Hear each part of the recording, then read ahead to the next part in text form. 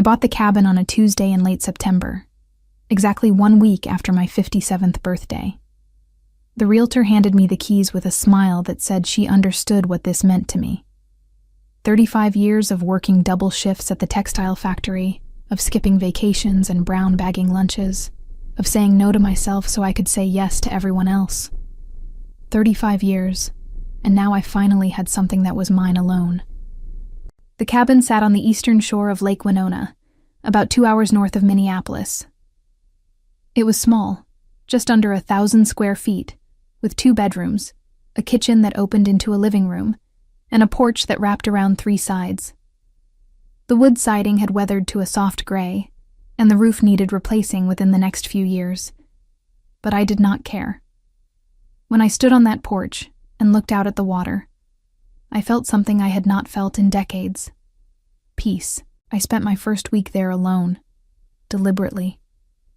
I did not tell anyone except my sister Helen where I was going. I needed this time to be selfish, to wake up without an alarm, to drink my coffee while watching the sunrise paint the lake gold and pink. I needed to remember what it felt like to answer to no one. The cabin came furnished with mismatched pieces that somehow worked together. A floral couch that had seen better days, but was comfortable enough for afternoon naps. A wooden dining table with 4 chairs, one of which wobbled unless you knew which leg to avoid. The bedroom had a queen bed with a patchwork quilt, and the second bedroom held a twin bed and an old dresser. Everything smelled faintly of pine and old books, and I loved it. I spent those first days exploring the property. The cabin sat on 2 acres of land, most of it wooded. A narrow path led down to a small dock where the previous owner had left an aluminum canoe. I did not know how to canoe, but I thought maybe I would learn. The shed stood about 30 yards from the cabin, a sturdy structure with shelves full of gardening tools and fishing equipment I did not know how to use yet. On my 5th day there, I walked into town. The village of Winona Landing was exactly what I had hoped for. A general store, a diner, a post office, and not much else. The woman behind the counter at the general store introduced herself as Betty and asked if I was visiting. When I told her I had bought the old Riverside cabin, her face lit up. Oh, the one that belonged to the widow. She loved that place. Lived there 40 years before she moved in with her son. You are going to be happy there, I can tell. Betty rang up my groceries and then leaned across the counter. Fair warning, though. The loons get loud at night and the black flies are terrible in June. But September through May? Paradise. I believed her. I had already fallen in love with the sound of the loons. Their calls at dusk made me feel less alone, though I enjoyed the solitude. For the first time in my adult life, I was not taking care of anyone but myself. My daughter was 32 and married with a good job. My ex-husband had been out of the picture for over a decade. My responsibilities had finally ended, and I could breathe. On Saturday morning, I woke to the sound of tires on gravel. I was not expecting anyone. I pulled on my robe and went to the window, my stomach already tightening with a familiar dread. A silver SUV was parked in my driveway, and my daughter was climbing out of the driver's side. Vanessa looked like she had just stepped out of a magazine. Her blonde hair was pulled back in a sleek ponytail, and she wore white jeans and a cashmere sweater that probably cost more than my monthly grocery budget. Her husband followed her out of the passenger side, his phone already in his hand.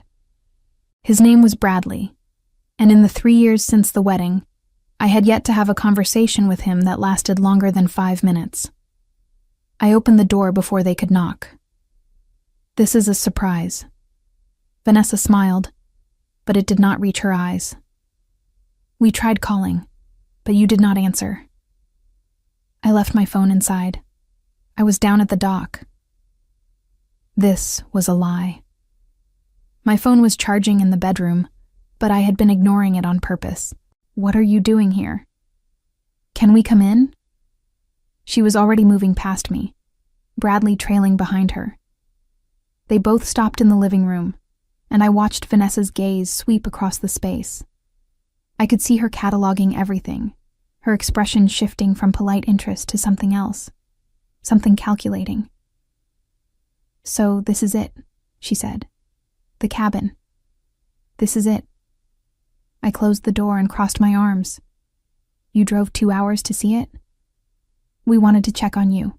Make sure you were settling in okay." Vanessa walked over to the window and looked out at the lake.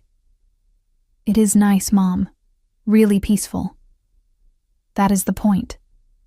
Bradley was taking pictures with his phone, moving from room to room without asking permission. I wanted to tell him to stop, but I did not. I had learned over the years that setting boundaries with my daughter and her husband only led to arguments about how unreasonable I was being. "How much land do you have?" Vanessa asked. 2 acres. Most of it is wooded." "And the shed?"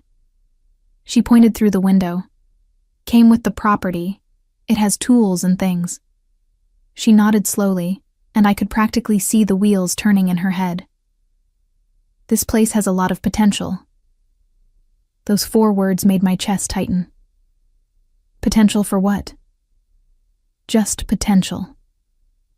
She turned back to face me, her smile bright and sharp. "Anyway, we cannot stay long. We just wanted to make sure you were okay out here all by yourself."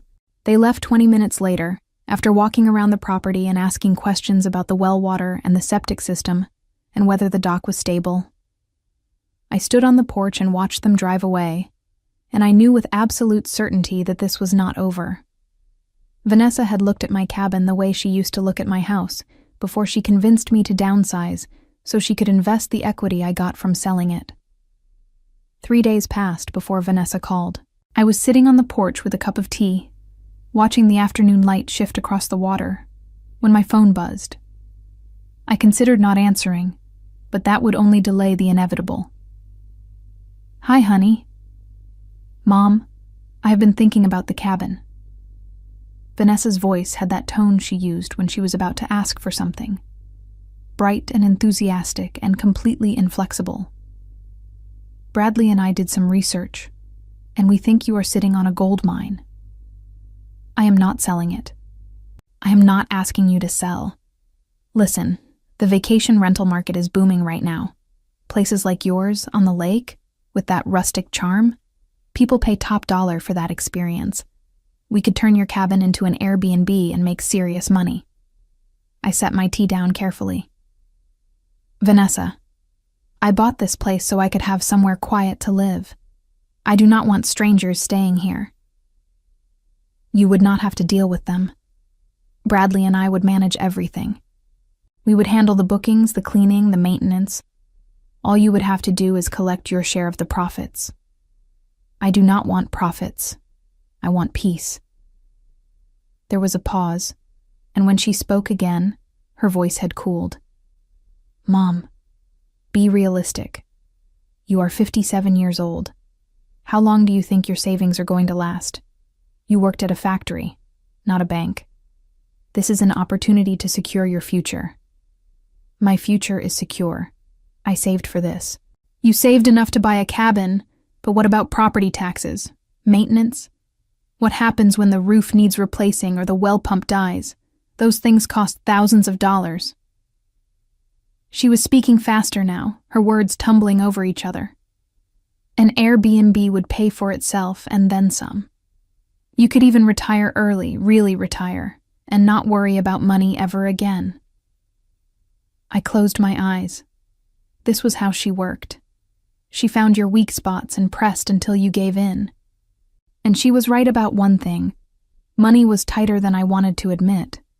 The cabin had taken most of my savings, and I was living on Social Security and a small pension. I had enough to get by, but not enough for emergencies. "I will think about it," I said finally. "That is all I'm asking. Just think about it." Her voice brightened immediately. "We could come up this weekend and talk through the details. Bradley has a whole business plan worked out." Of course he did. "Vanessa, I said I will think about it. I did not say yes. I know, but just hear us out, okay? This could be really good for both of us. She hung up before I could respond. I sat there for a long time, staring at the lake and feeling the peace I had found slipping through my fingers like water. They arrived on Saturday morning, just like before. But this time they brought a folder full of printouts and spreadsheets. Bradley set up his laptop on my dining table without asking, and Vanessa made coffee in my kitchen while talking about occupancy rates and seasonal pricing strategies. "Look at these numbers," Bradley said, turning the laptop so I could see the screen. "Cabins like yours rent for $300 to $500 a night during peak season. Even in the off-season, you could get $200 easy. If you rent it out just 20 weeks a year, that is over $40,000 in gross revenue." "Minus expenses," I said. "Minus expenses, sure. But even with a 30% overhead, you are looking at nearly $30,000 in profit. And that is a conservative estimate." He clicked to another spreadsheet. "We put together a renovation plan that would maximize the property's appeal.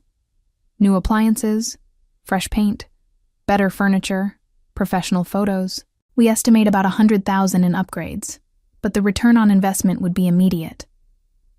$100,000? I stared at him. "I do not have that kind of money." "We know."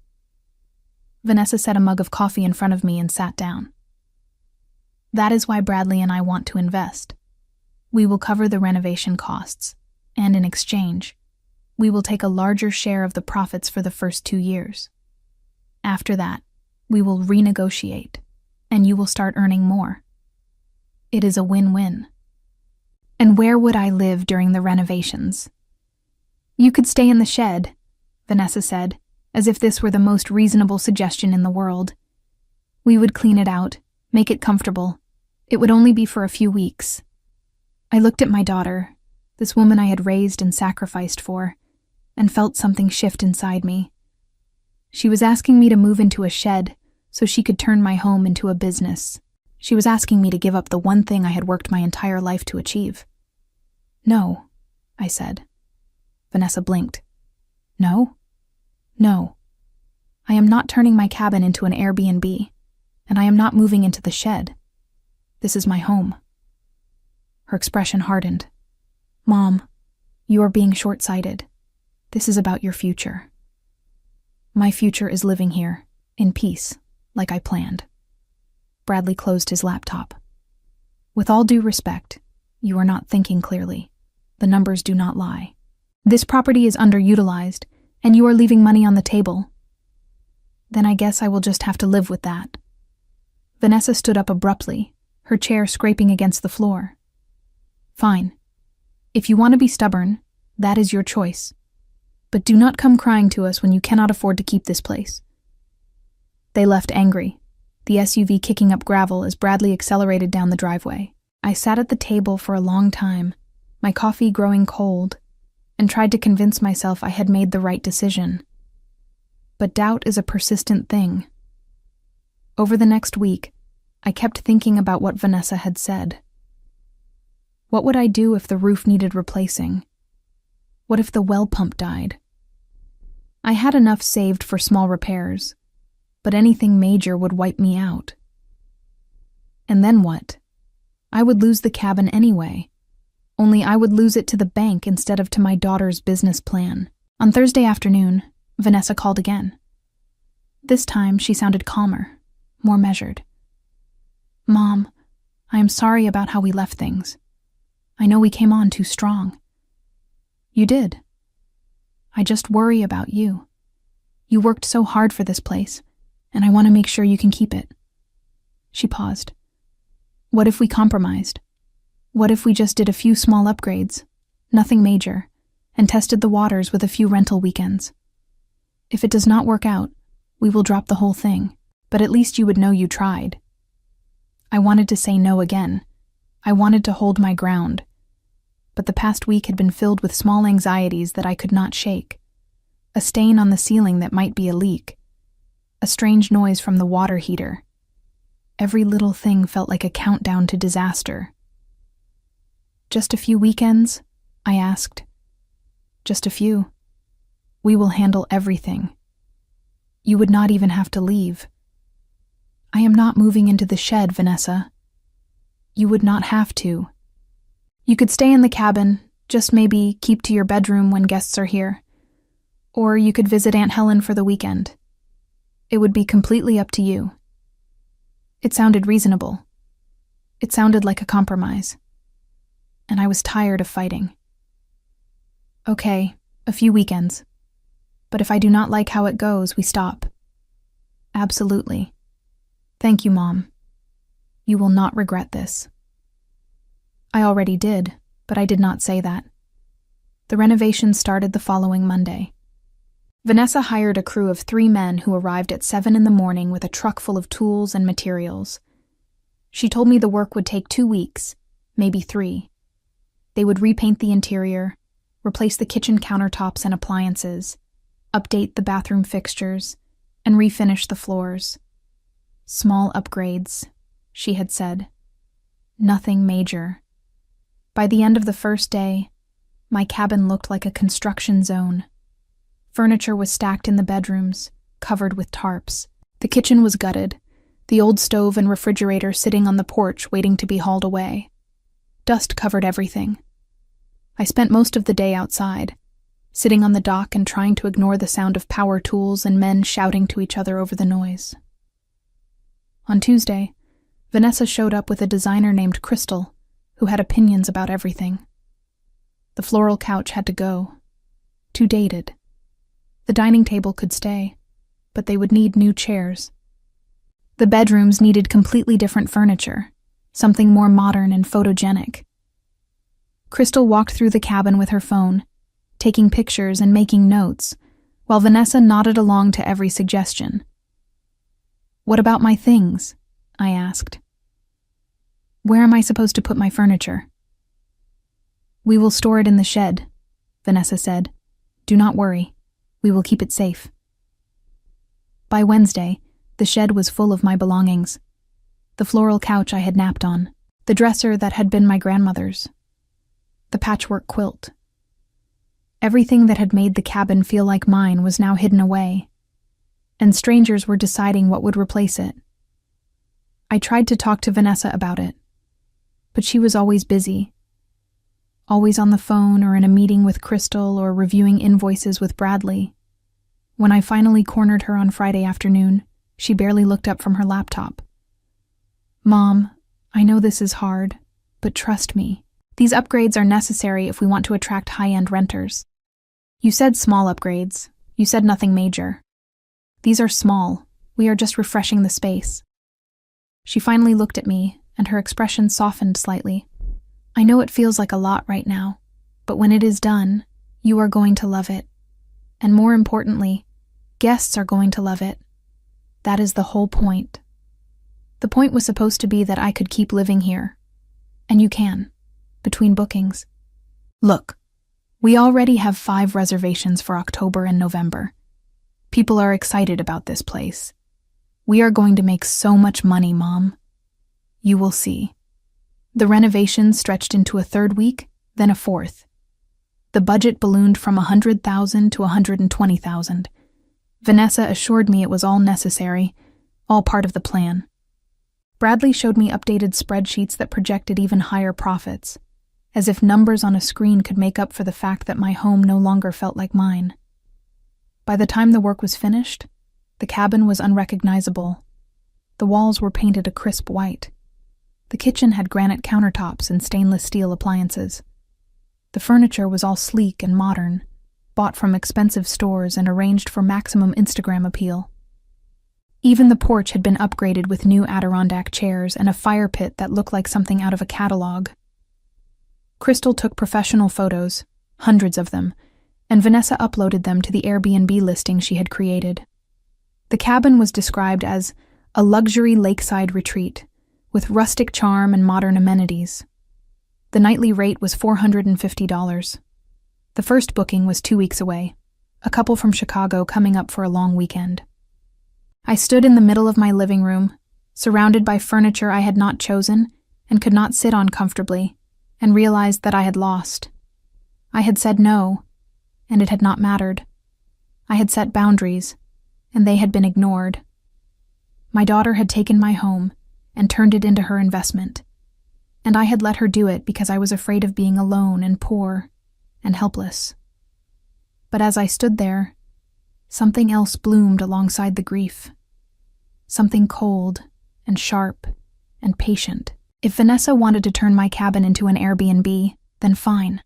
Let her. Let her spend her $120,000. Let her book guests and promise them a luxury experience. And then, let me show her exactly what happens when you take something that does not belong to you. The couple from Chicago arrived on a Friday afternoon in mid-October.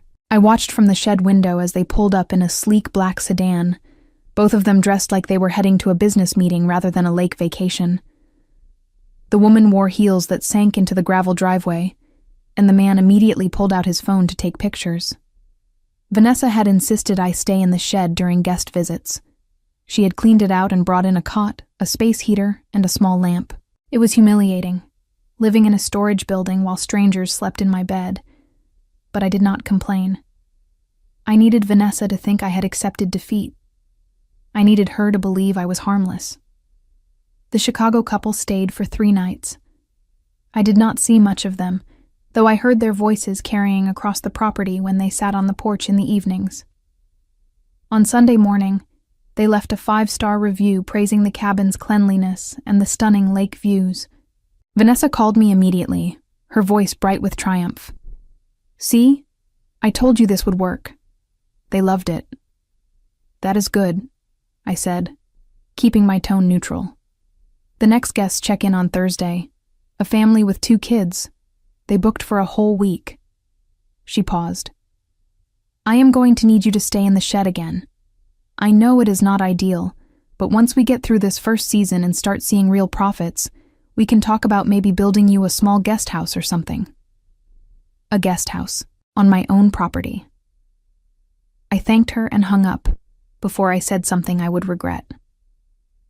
That night, I walked down to the dock and sat in the darkness, listening to the loons. The air had turned cold, and I could see my breath. Winter was coming, and I wondered how many more guests Vanessa would book before the lake froze over. How many more times I would be exiled to the shed while strangers enjoyed what I had worked 35 years to earn. The family arrived on Thursday just before dinner time. 2 parents in their 40s, a girl about 10, and a boy who could not have been more than 6.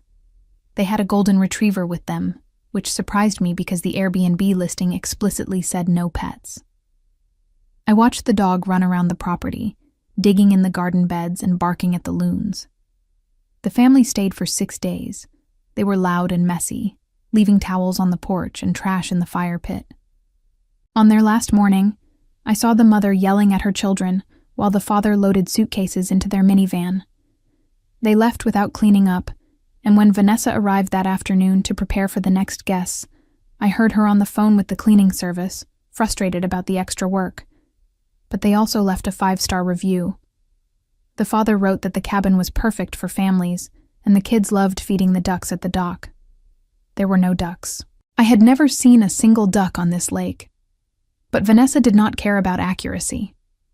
She cared about ratings and bookings and the money that kept rolling in. October turned into November, and the bookings did not slow down. Vanessa had listed the cabin as available through December, billing it as a winter wonderland retreat. She bought a fake Christmas tree and decorated the porch with lights. She stocked the kitchen with hot chocolate mix and marshmallows. She created an entire fantasy, and people paid premium prices to experience it. I spent most of November in the shed, living like a squatter on my own property. I kept the space heater running constantly, but it barely made a dent in the cold. I slept in layers of clothing and woke up stiff and aching every morning.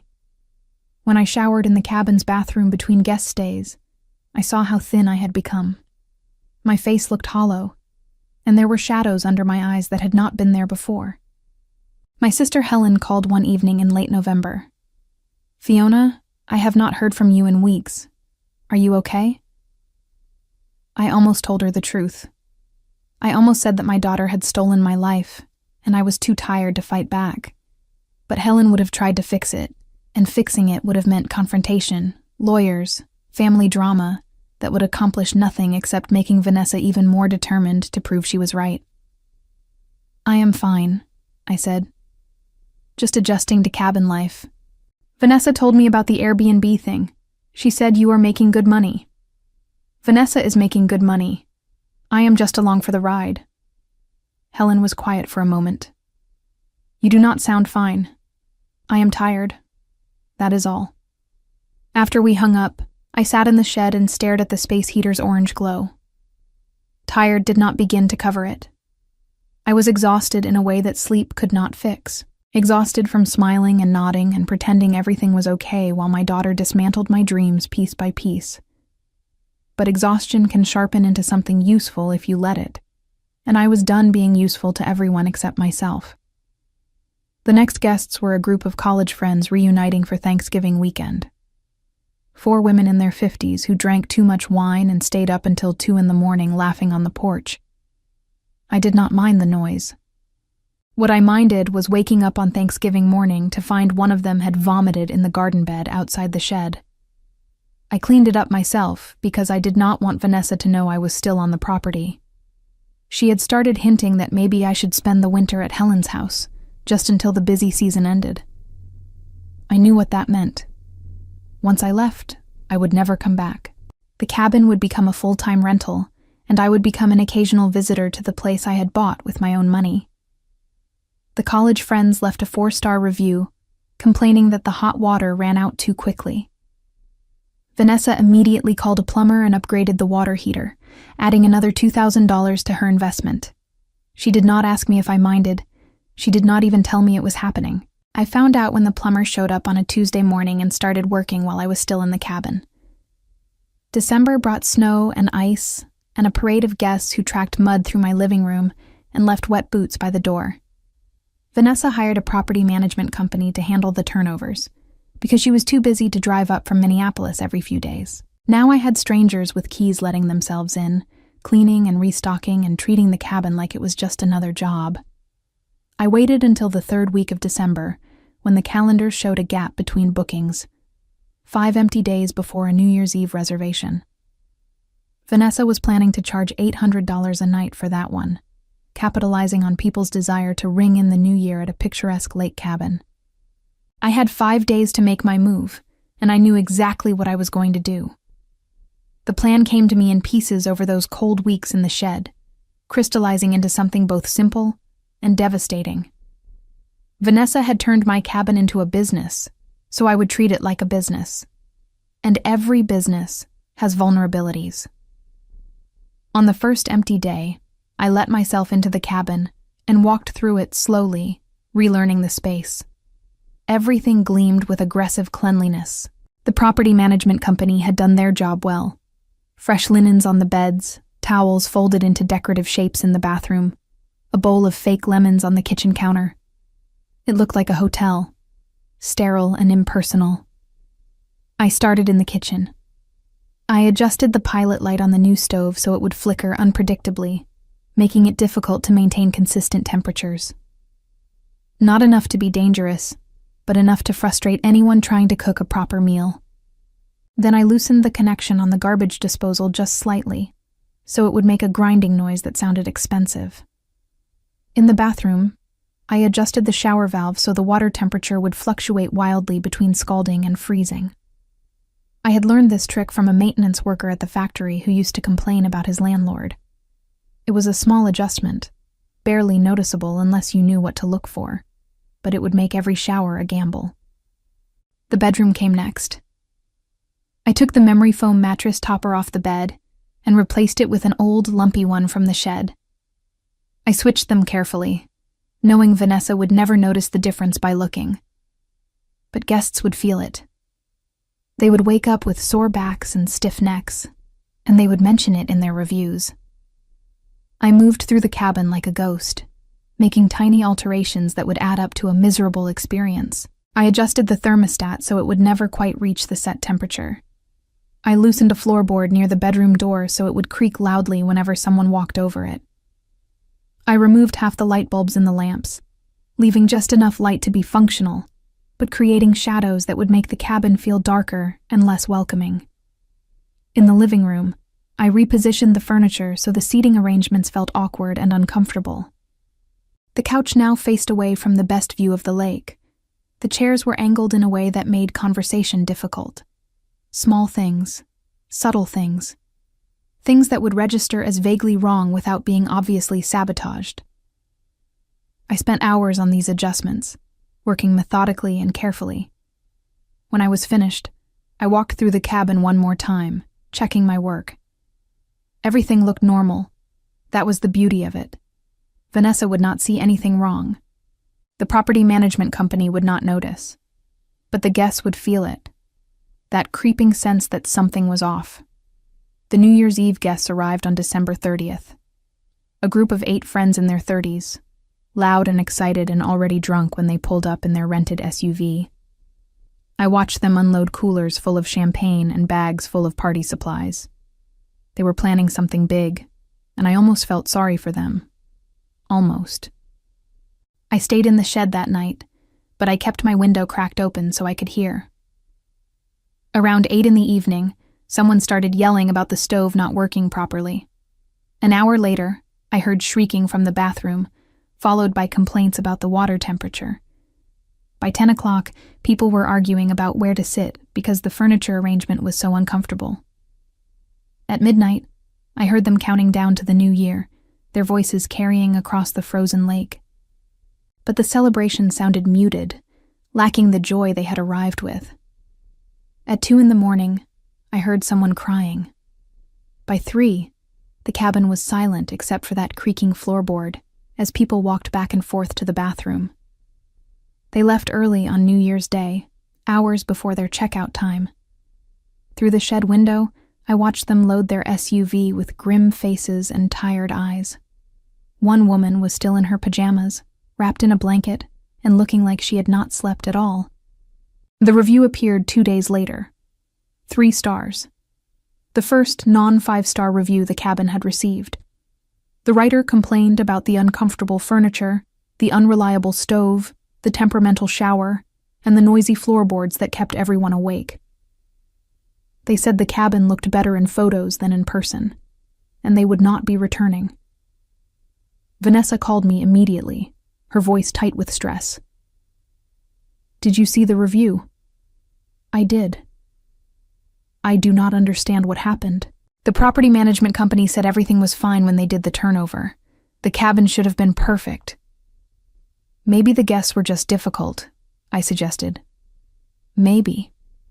She did not sound convinced. "I am going to have someone come check everything out. Make sure all the appliances are working correctly. The last thing we need is more bad reviews." A repairman came the following week. I watched him inspect the stove, the shower, the thermostat. He scratched his head and told Vanessa everything seemed fine, maybe just normal wear and tear. He tightened a few things, adjusted a few others, and charged her $300 for the service call. But I had already been back inside. While he fixed my earlier sabotage, I created new problems. I adjusted the refrigerator temperature so food would spoil faster. I loosened the handle on the kitchen faucet so it would drip constantly. I removed the rubber seal from the bedroom window so cold air would seep in at night. The next guests checked in on January 8th. A honeymoon couple from Milwaukee who had booked 5 nights. They lasted 3 before checking out early. Their review was 2 stars. They complained about the drafty bedroom, the dripping faucet that kept them awake, and the fact that their groceries spoiled because the refrigerator was not cold enough. The husband wrote that for $400 a night, they expected better. Vanessa came to the cabin on a snowy afternoon in mid-January, and this time she brought Bradley and a home inspector. I watched from the shed as they walked through the property, the inspector taking notes and photos. They spent 3 hours examining every inch of the cabin, and when they finally left, Vanessa looked exhausted. She did not call me that night or the next day. When she finally did reach out, her voice was flat and defeated. The inspector said everything is functional but aging. He recommended about $15,000 in preventive maintenance and upgrades, new windows, better insulation, a complete plumbing inspection. "Are you going to do it?" I asked. "I do not know. We have already put in so much money, and now the reviews are tanking. We have had 3 cancellations this week because people saw the recent ratings." She sighed heavily. "Bradley thinks we should push through, invest more, turn things around. But I am starting to wonder if this was a mistake." I said nothing. I had learned that silence was often more effective than arguing. "I am going to block off February for renovations," she continued. "Get everything fixed properly this time.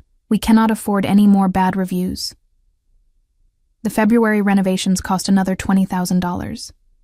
New windows throughout the cabin, upgraded insulation, a complete overhaul of the plumbing system, professional deep cleaning, and new furniture, because Vanessa decided the current pieces were not comfortable enough. I watched crews come and go, trucks arriving with materials, contractors working in the freezing cold. And while they worked, I planned my next move.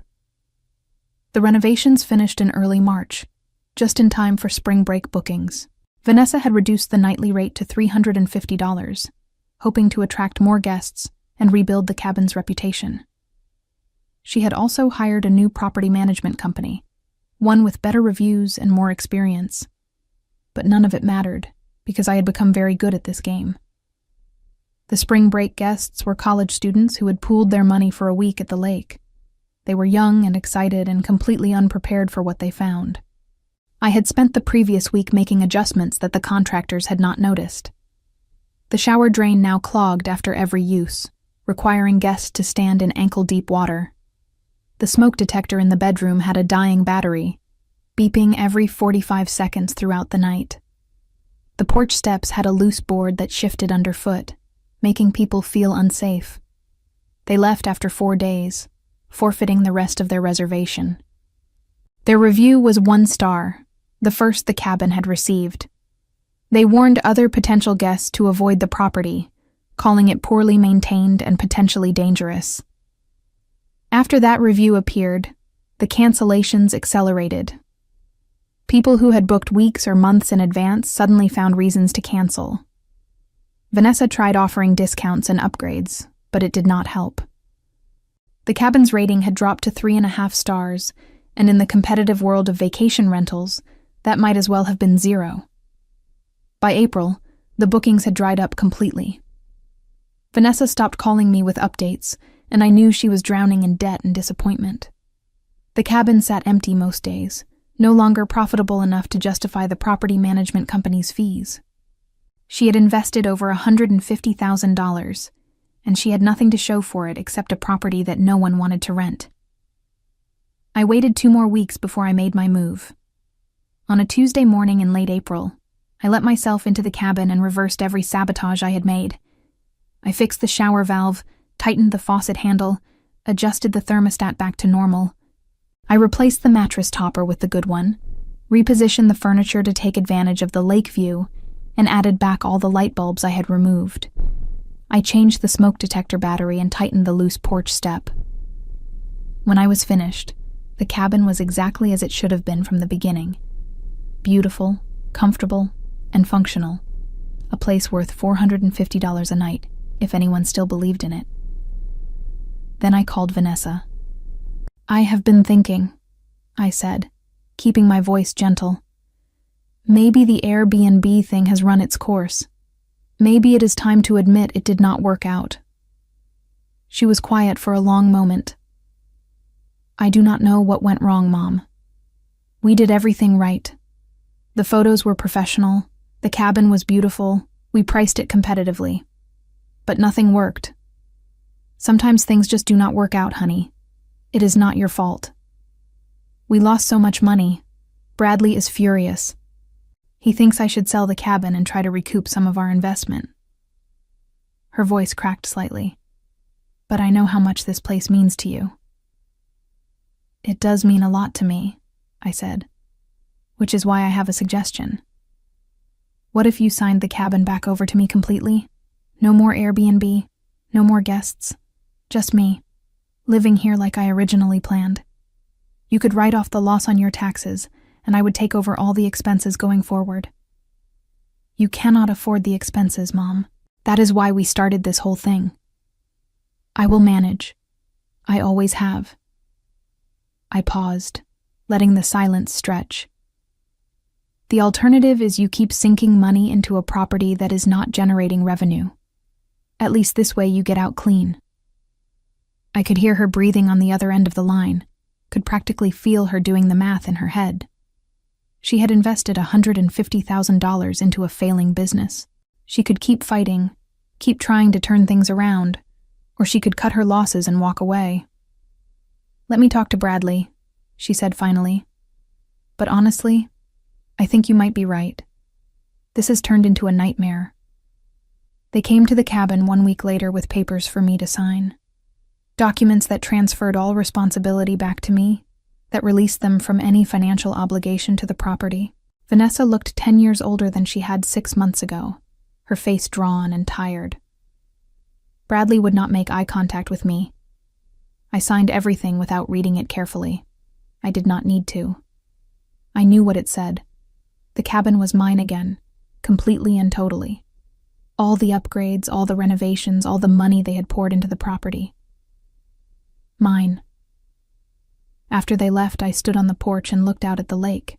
The afternoon sun was warm on my face, and the loons were calling to each other across the water. The cabin behind me was better than it had been when I bought it. New windows, new appliances, upgraded plumbing, professional furniture. $150,000 in improvements that I had not paid a single cent for. And all it had cost me was a few months of discomfort and the willingness to fight for what was mine.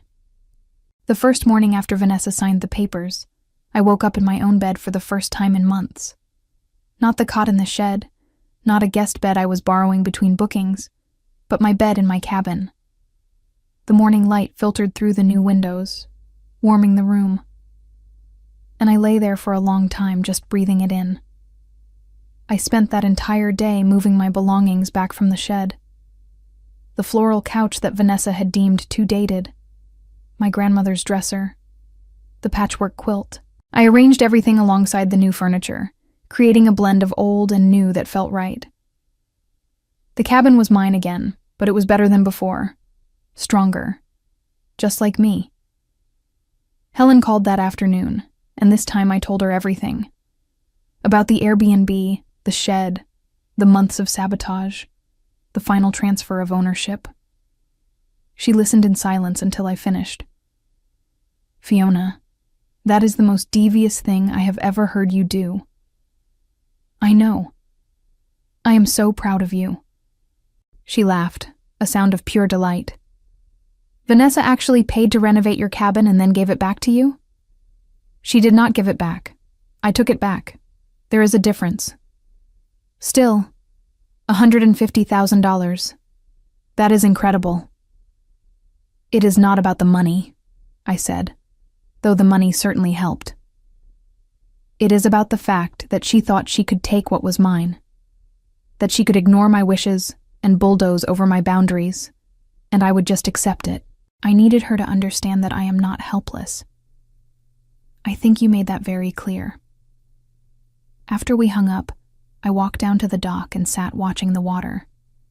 The lake was starting to warm up, the ice long gone, and I could see fish jumping near the shore. In a few weeks, the black flies would arrive, just like Betty from the general store had warned. But I did not mind. This was my place, my peace, and I had fought for it in the only way I knew how. Vanessa did not call for 2 weeks. When she finally did, her voice was careful, measured. Hey, Mom, just checking in. How are you doing? I am doing well, settling back in. That is good. A pause. Bradley and I have been talking and we want to apologize. We pushed too hard with the Airbnb thing. We thought we were helping, but we should have listened to you. It was the closest thing to a real apology I had ever received from my daughter, and part of me wanted to accept it graciously. But another part, the part that had spent months living in a shed, could not quite let it go that easily. You did not think you were helping, I said quietly. You thought you knew better than me. You thought because I worked in a factory and you have a business degree that your judgment was worth more than my wishes. Mom, I am not trying to make you feel bad. I just need you to understand something. I worked 35 years for this cabin. 35 years of double shifts and skipped vacations and saying no to myself so I could say yes to you. And when I finally got something for myself, you tried to take it away. Not because you needed to, but because you could. Because you saw potential where I saw peace, and you decided your vision mattered more than mine. The silence on the other end of the line stretched so long I thought she had hung up. Then I heard her inhale shakily. You are right. I am sorry. I know you are. And I forgive you. But things are going to be different from now on. This cabin is mine. My decisions about it are final. If I want your advice, I will ask for it. Otherwise, I need you to respect my boundaries. I can do that, she said, and for once, she sounded like she meant it. We talked for a few more minutes about neutral things, the weather, Helen's new garden, a movie Vanessa had watched. When we hung up, I felt lighter. Not because everything was fixed, but because I had finally said what I needed to say. Spring turned into summer, and I fell into a rhythm that felt like the life I had always wanted. I woke with the sun and made coffee on the porch. I learned to use the canoe, paddling out onto the lake in the early mornings when the water was like glass. I planted a garden using the tools from the shed, growing tomatoes and herbs and flowers that attracted butterflies. Betty from the general store became a friend. She invited me to a book club that met at the library every other Tuesday, and I went despite my initial hesitation. The women there were kind and funny, and they welcomed me without asking too many questions about where I had come from or why I was there alone. I learned the rhythms of the lake, the way the loons called differently depending on the time of day, the way the water changed color with the weather. I learned which neighbors were friendly and which preferred to be left alone. I learned that solitude was not the same as loneliness, and that peace was something you had to protect fiercely once you found it. In July, Vanessa and Bradley came to visit. It was the first time I had seen them since they signed over the cabin, and I could tell they were nervous. They brought wine and flowers, peace offerings that I accepted graciously. We sat on the porch that evening, watching the sunset paint the sky in shades of orange and purple. Bradley apologized properly this time, looking me in the eye and acknowledging how badly they had handled everything. Vanessa cried a little, talking about how stressed she had been, how the financial loss had nearly destroyed her marriage, how she finally understood what I had been trying to tell her all along. I listened and nodded, and did not point out that I had told her from the beginning. Some lessons can only be learned the hard way, and Vanessa had learned hers. She had learned that shortcuts and schemes do not replace honest work, that other people's dreams are not yours to commandeer, that sometimes the best investment is respecting someone else's wishes. They stayed for dinner, and we ate grilled fish I had caught that morning and vegetables from my garden. The conversation was easier than it had been in years, free from the tension that had defined our relationship for so long. When they left, Vanessa hugged me tightly. I really am sorry, Mom. I know, honey. We are okay now. And we were. Not perfect, but okay. And okay was enough. August brought the height of summer, and with it came a letter from the county tax assessor. The cabin's value had been reassessed based on the recent renovations, and my property taxes were going up significantly. Not enough to be unmanageable, but enough to require careful budgeting. I called the assessor's office and explained the situation. The improvements had been made without my consent by my daughter for a business venture that failed. Was there any way to contest the assessment? The clerk was sympathetic, but firm. The improvements were made to the property regardless of who paid for them or why. The assessed value reflects the current state of the cabin, not the circumstances around the renovations. I thanked her and hung up.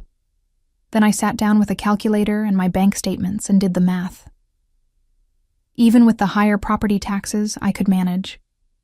The cabin was worth more now, which meant I had more equity if I ever needed to borrow against it. And my expenses were low. I grew much of my own food. I did not drive much. I lived simply.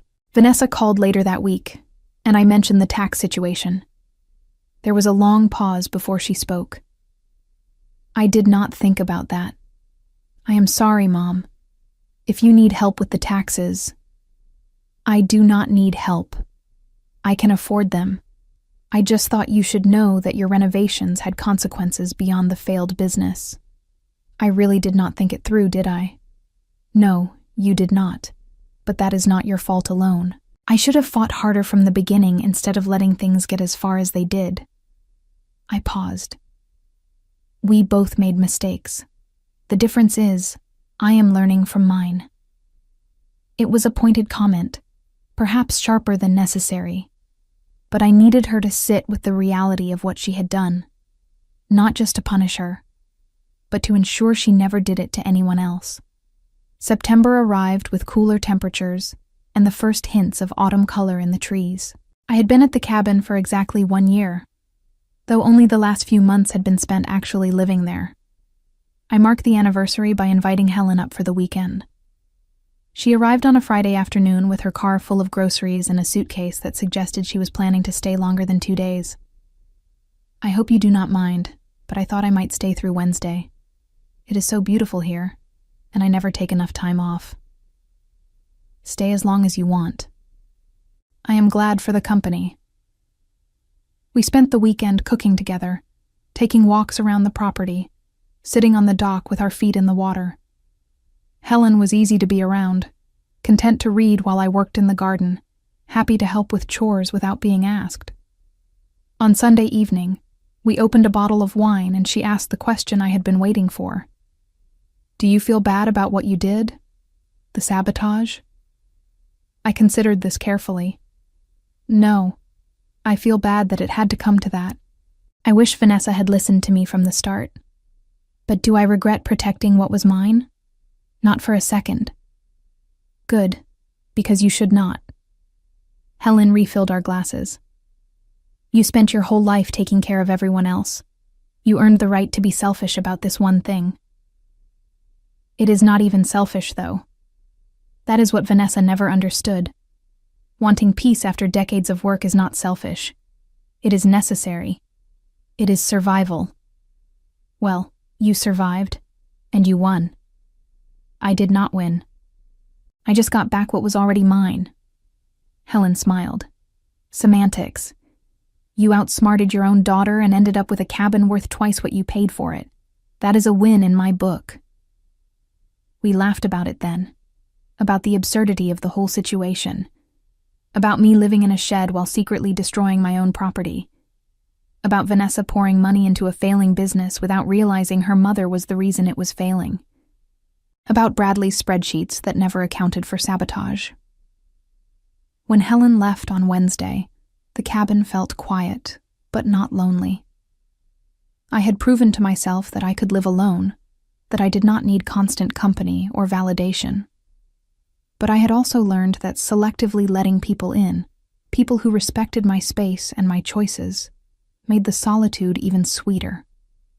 October brought the anniversary of when Vanessa had first arrived with her Airbnb scheme. I thought about marking the date somehow, but decided against it.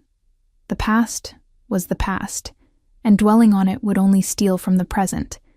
Instead, I spent the day winterizing the cabin, draining the outdoor faucets, checking the insulation, stacking firewood under the tarp.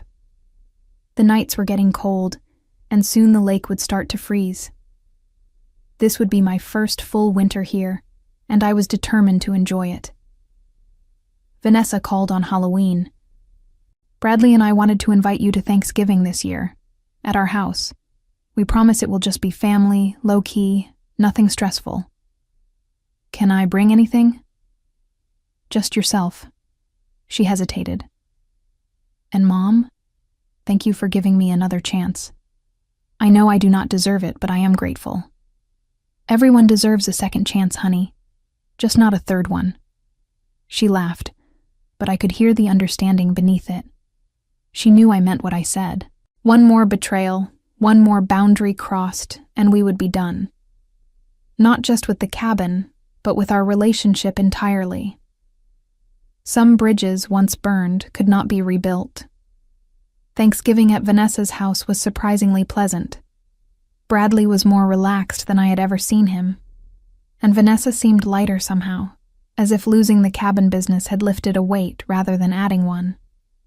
We ate turkey and stuffing and pumpkin pie, and no one mentioned the Airbnb or the money or the months of conflict that had defined the past year. On the drive home, I thought about forgiveness and whether I had truly forgiven my daughter.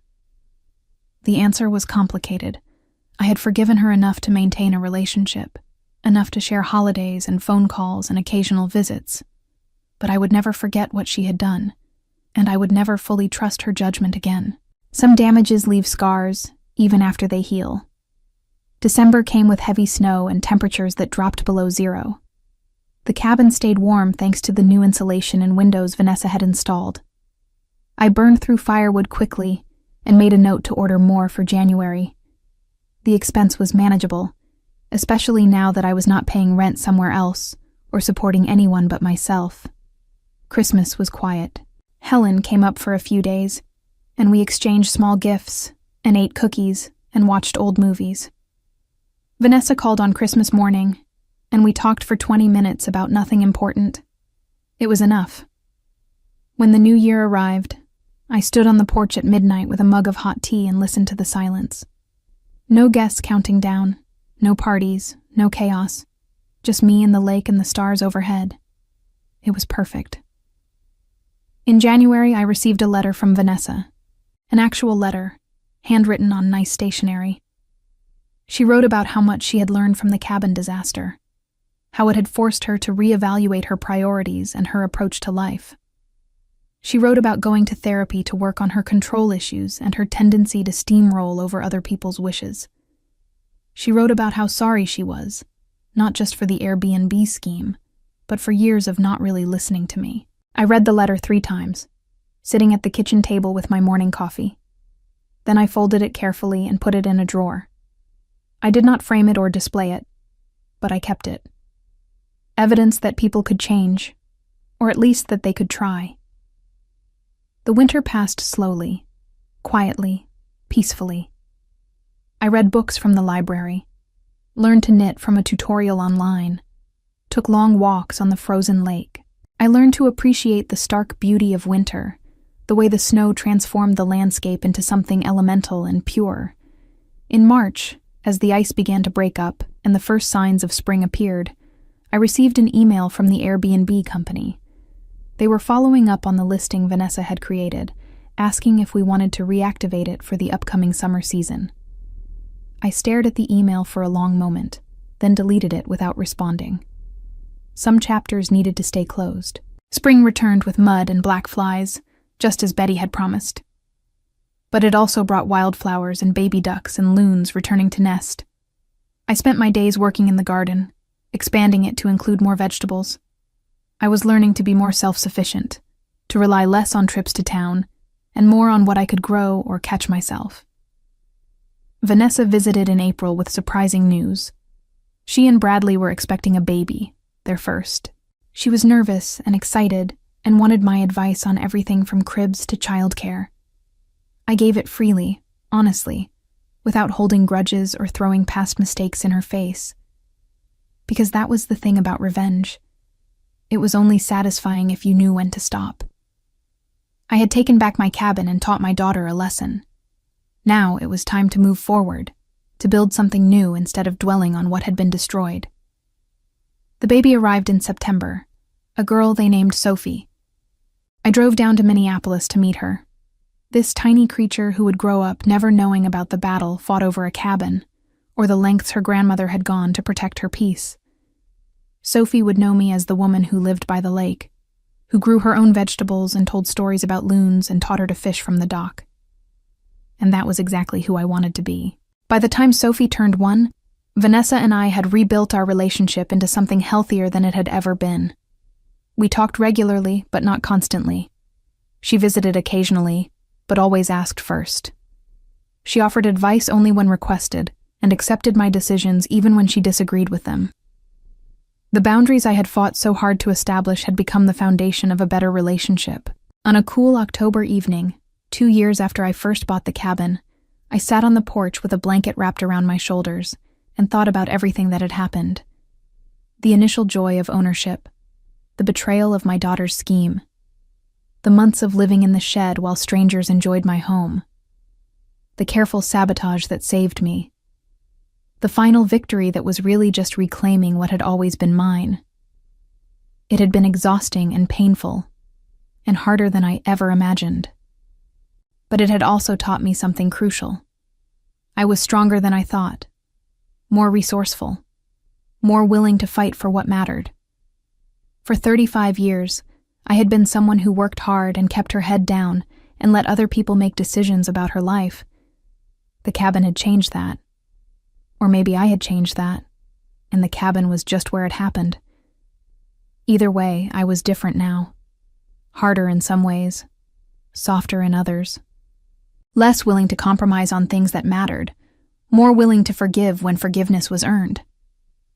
I had learned to protect my peace with the same fierce determination I had once used to provide for my family, and I had learned that sometimes the best revenge was not destroying your enemy, but simply refusing to let them destroy you. Vanessa never fully recovered from the financial loss of the cabin venture. The $150,000 she and Bradley had invested became a cautionary tale in their marriage, a reminder of what happened when ambition overrode wisdom. Bradley held the failure over her for years, bringing it up during arguments and using it as evidence that his judgment was superior. Their relationship grew strained under the weight of that debt and resentment. Eventually, they sold their house in Minneapolis and moved to a smaller place in the suburbs, downsizing their lifestyle to dig out from under the mistakes they had made. Vanessa took a second job to help cover the losses, spending evenings and weekends working when she could have been with her daughter. The lesson she learned was expensive, paid for in money and time, and the slow erosion of her marriage. She never suggested another business scheme to anyone, least of all to me. As for me, I spent my remaining years at the cabin exactly as I had planned from the beginning.